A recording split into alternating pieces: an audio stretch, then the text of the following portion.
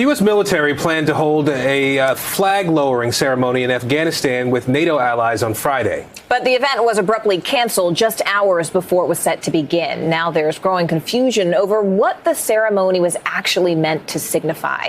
NBC News Pentagon correspondent Courtney Kube joins us now. Courtney, what was the original plan for this ceremony? I mean, what more do we know about why it may have been canceled? So this was just a flag-lowering ceremony. It was an opportunity for the NATO nations who are there at the Resolute Support headquarters in Kabul to stand out in front of their building, lower the flags one last time, and sort of a recognition of their contribution to the war in Afghanistan over the last 2 decades. What it really represented, though, was an opportunity for them to get together before many of these nations started leaving.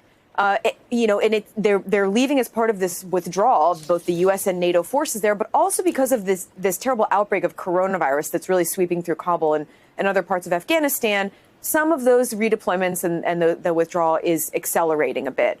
That's really all it was. It was canceled at the last minute, though, because of the confusion over it. There were some in NATO and in some of these partners and allies who said, well, wait, is this signifying the end of the war? Is this signifying the end of Resolute Support, the NATO mission there? And if it isn't, then why are we even doing it? That's why it was canceled. What this really is symbolic, though, here, Morgan, is of just the overall confusion that is surrounding this withdrawal from Afghanistan. The timeline was supposed to be that all U.S. troops would be out by September 11th, but we now know from a number of defense officials that, in fact, most U.S. troops will be out in mid-July, maybe as early as early July, Morgan.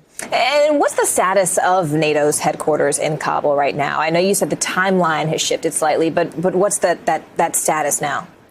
So it's still open. It will remain open for a matter of weeks still.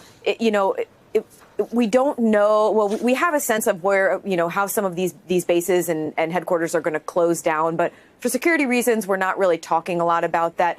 The big concern here is that when they close down a base or they transfer it over to the Afghans, whatever it is in each individual case, that the Taliban sometimes are taking pot shots at these locations. Kandahar is an example. They'll fire some mortars, maybe some rockets in after it's closed down or after the announcement it's being closed down. And people could get injured. People could get killed. So for security reasons, we aren't talking really about the specific timeline of base closures.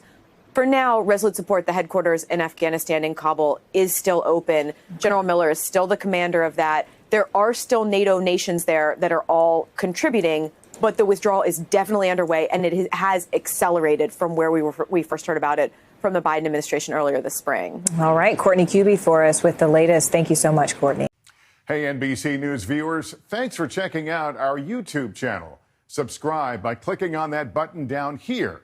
And click on any of the videos over here to watch the latest interviews, show highlights, and digital exclusives.